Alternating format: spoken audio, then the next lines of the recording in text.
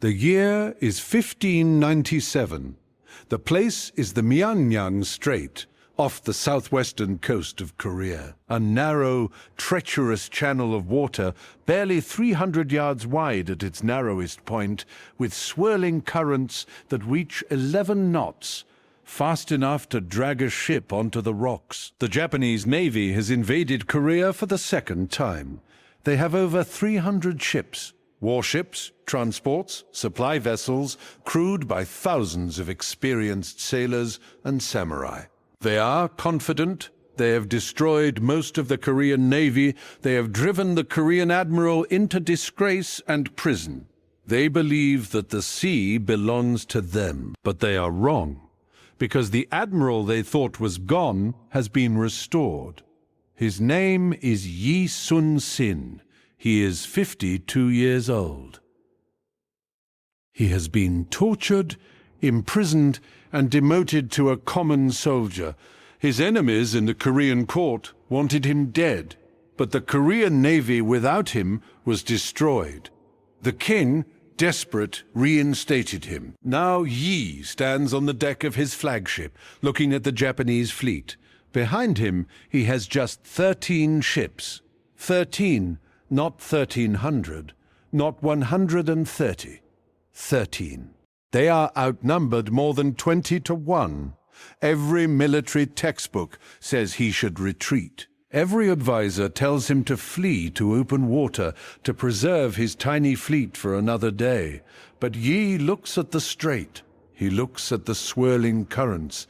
He looks at the narrow passage.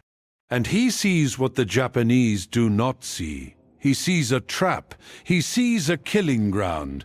He says to his captains, "We will not retreat. We will fight. We will win. The sea is on our side." His captains stare at him. They think he has gone mad, but they have fought with him before. They have seen him do the impossible. At the Battle of Hansando, he destroyed a Japanese fleet with a crane-wing formation. At the Battle of Okpo, he sank dozens of ships without losing a single vessel. They trust him, they follow him. Yi positions his 13 ships in the narrowest part of the strait, where the Japanese cannot use their numerical advantage. He orders his ships to anchor, to commit to the fight, to make retreat impossible. Then he waits. The Japanese fleet enters the strait. They see the tiny Korean force. They laugh. They think it is a gift. They charge forward, eager for an easy victory. But the currents turn against them. Their ships are pushed sideways, out of formation. Their cannons cannot aim.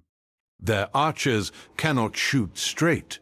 The Korean ships, anchored and prepared, fire broadside after broadside. The Japanese ships smash into each other, trying to turn in the narrow water.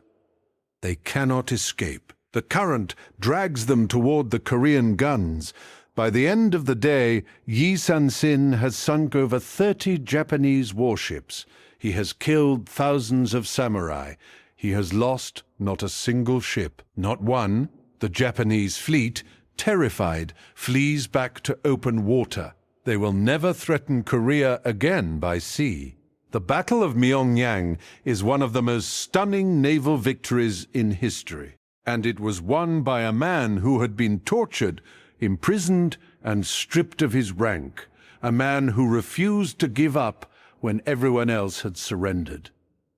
This is the story of Admiral Yi Sun-sin, the greatest naval commander you have never heard of, the man who fought 13 ships against 300 and won. To understand Yi Sun-sin, you must first understand the war that made him a legend. The Injin War, the Japanese invasions of Korea, began in 1592. The Japanese warlord Toyotomi Hideyoshi, having united Japan after a century of civil war, decided to conquer Korea as a stepping stone to China. He sent an army of over 150,000 samurai across the sea. They landed at Busan, overwhelmed the Korean defenses, and marched north. Seoul fell in 3 weeks. Pyongyang fell in 2 months. The Korean king fled to the border. It seemed that Korea would be conquered in a single season, but the Koreans had one advantage: their navy, and their navy was commanded by a man named Yi Sun-sin. Yi had not been born into privilege. He was the son of a poor scholar.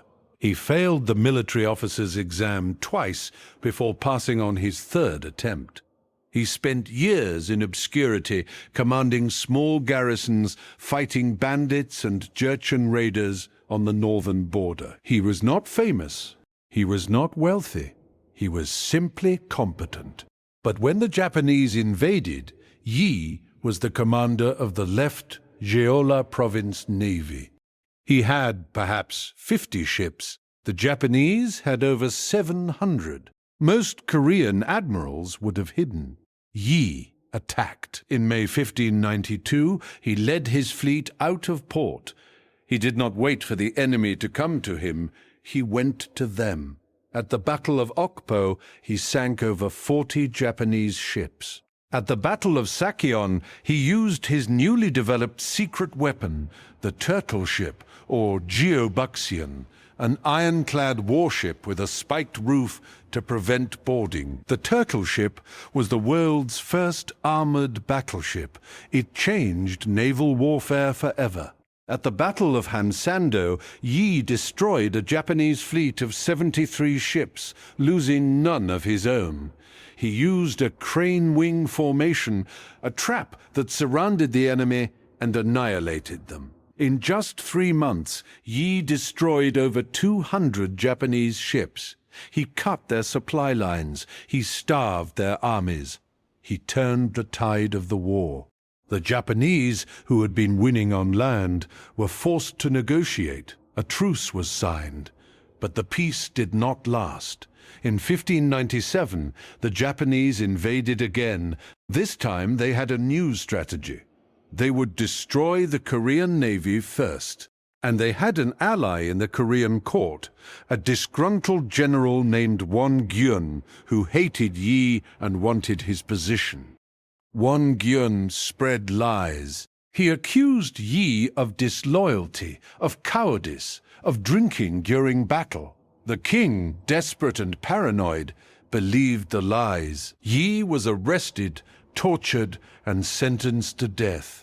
His sentence was commuted to demotion to a common soldier. He was stripped of his rank, his medals, his command. He put on a soldier's uniform and was sent to march with the army. Won-gyun took command of the Korean navy. Within weeks, Won-gyun sailed the entire Korean fleet, over 150 ships, into a Japanese trap at the Battle of Chilcheoliang. The Japanese sank almost every ship. Won-gyun fled. He was killed by Japanese soldiers on the shore. The Korean navy was destroyed. The sea was open. The Japanese could resupply their armies without resistance. The king, realizing his terrible mistake, immediately restored Yi. He sent messengers to find the fallen admiral. They found him marching in the mud, wearing a soldier's rags. He did not smile, he did not curse. He simply said, "I am ready. Give me my ships." But there were no ships. Only 13 remained. That is where our story began. Yi took his 13 ships and sailed into the Myeongnyang Strait. He knew that if he lost, Korea would fall. The Japanese would land fresh troops, resupply their armies, and conquer the peninsula. There would be no second chance. He had to win, and he did. The Battle of Myeongnyang is a masterpiece of naval tactics. Let us understand what made it possible. First, the terrain. The Myeongnyang Strait is narrow, only 300 yards across at its tightest point. The currents are among the fastest in the world, up to 11 knots or 12 miles per hour. A ship trying to navigate the strait must time its passage perfectly. Enter at the wrong moment, and the current will push you sideways into the rocks. Yi knew this. He had sailed these waters for decades. He knew the tides, the currents, the hidden reefs. The Japanese did not. They had charts, but charts cannot teach you the feel of the water. Yi positioned his 13 ships at the narrowest point, where the current was strongest. He anchored his ships, a risky move because an anchored ship cannot maneuver. But Yi was not planning to maneuver. He was planning to fight from a fixed position, like a castle on the water. The Japanese had over 300 ships. But they could not bring them all to bear at once. The narrow strait forced them to attack in waves, 10 or 20 ships at a time. Each wave would enter the strait, be caught by the current, and be pushed sideways. Their cannons, mounted on the sides, could not aim at the Korean ships because the ships were turned sideways by the current. Their archers could not shoot accurately because the ships were rocking and spinning. Meanwhile, the Korean ships, anchored and stable, fired broadside after broadside. The Korean cannons were not as advanced as Japanese or European cannons, but they did not need to be. They were firing at point-blank range, sometimes only 20 yards. At that range, a cannonball will tear through a wooden hull like paper. Yi's ships were also equipped with the turtle ship, the ironclad. The turtle ship was low to the water, with a curved roof covered in iron spikes. The Japanese could not board it. The spikes prevented them. They could not sink it. The iron roof deflected cannonballs. The turtle ship moved through the Japanese fleet like a scythe through wheat. It fired from every side. It rammed enemy vessels. It was invincible. By the end of the battle, Yi had sunk over 30 Japanese ships and damaged dozens more. He had lost none of his own. The Japanese fleet, battered and terrified, retreated. Yi did not pursue. He did not need to. The battle was won. The Japanese navy never recovered. The personal courage of Yi Sun-sin is as remarkable as his tactics. During the battle, a Japanese musket ball struck Yi's left shoulder. He did not fall. He did not cry out. He ordered his son to pull out the ball. His son hesitated. Yi grabbed the ball himself and tore it from his flesh. He tied a rag around the wound and continued commanding his officers, begged him to go below. He refused. He said, "As long as I live, my men will not surrender. As long as I stand, my fleet will not flee." He stood on the deck, bleeding, shouting orders, loading cannons alongside his sailors. That is not strategy. That is leadership. That is the difference between a commander and a hero. Yi was both. After the battle, King Seonjo, the same king who had ordered Yi's torture and imprisonment, sent a messenger to thank him. Yi received the messenger politely. He did not complain. He did not demand revenge. He said only, "I serve the king. The king serves the people. That is enough." He returned to his flagship and continued the war. He would fight one more great battle, the Battle of Myeongnyang, in 1598. At Myeongnyang, a combined Korean and Chinese fleet trapped a Japanese fleet trying to escape back to Japan. Yi commanded the Korean ships. He was 60 years old. He was wounded. He was exhausted. He fought anyway. As the battle reached its climax, Yi was struck by a stray musket ball. It hit him in the armpit, the only gap in his armor. He fell. He said to his son, "The battle is at its height. Do not announce my death.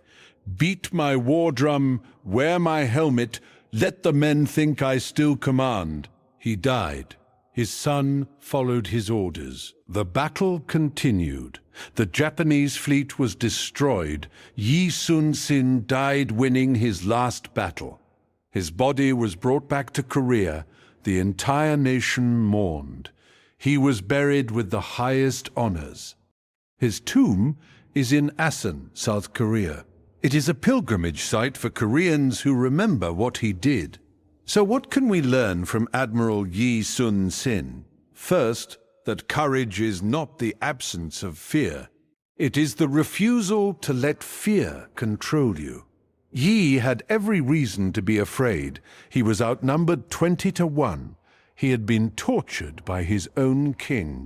His navy had been destroyed by a traitor. But he did not let fear stop him. He sailed into the strait. He anchored his ships. He fought.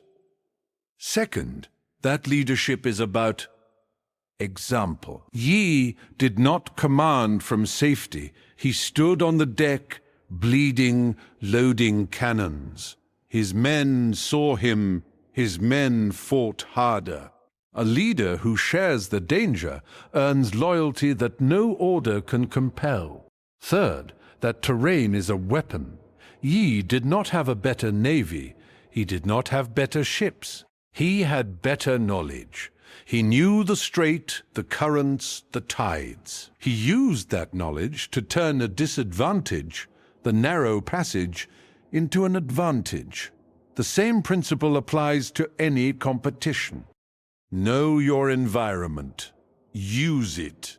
Fourth, that forgiveness is strength. Yi had every reason to hate the king who tortured him. He had every reason to abandon the kingdom that imprisoned him. He did not. He forgave. He served. He saved the same people who had hurt him. That is not weakness. That is the strongest thing a human can do. Fifth, that victory is not about numbers. 13 ships beat 300, not because of luck, but because of strategy, courage, and will. Numbers are an advantage. They are not destiny. The Korean proverb says, "A single determined man can defeat 1,000 who are not." Yi Sun-sin was that man. Today, Admiral Yi Sun-sin is a national hero of Korea. His statue stands in central Seoul, a tall bronze figure in armor holding a sword looking out over the city. His face is on the Korean 1001 coin. The South Korean Navy calls its most advanced destroyers the Yi Sun-sin class. His name is everywhere: schools, museums, research institutes, military bases. He is the subject of dozens of films, television dramas, and novels. The most famous, Roaring Currents, released in 2014, broke Korean box office records. Millions of Koreans have seen the Battle of Myeongnyang recreated on screen. They watch Yi stand on his flagship, bleeding, commanding, winning. They cheer, they cry, they remember. Because Yi Sun-sin is not just a historical figure, he is a symbol of what Korea can be when it refuses to surrender. A symbol of what one person can do when they refuse to give up.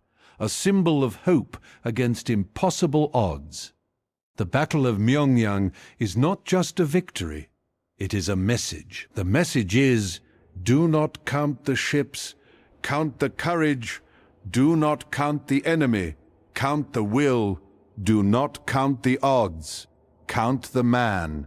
Yi Sun-sin had 13 ships. The Japanese had 300. Yi won, not because the gods favored him, because he refused to lose. That is the story of Admiral Yi Sun-sin, the man who fought 13 ships against 300, the man who won an impossible naval victory.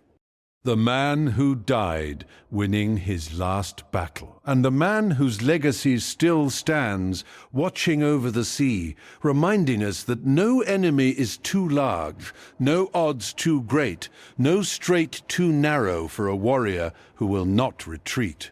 The Battle of Myeongnyang, one of the greatest naval victories in history, won by one of the greatest admirals in history, with 13 ships against 300.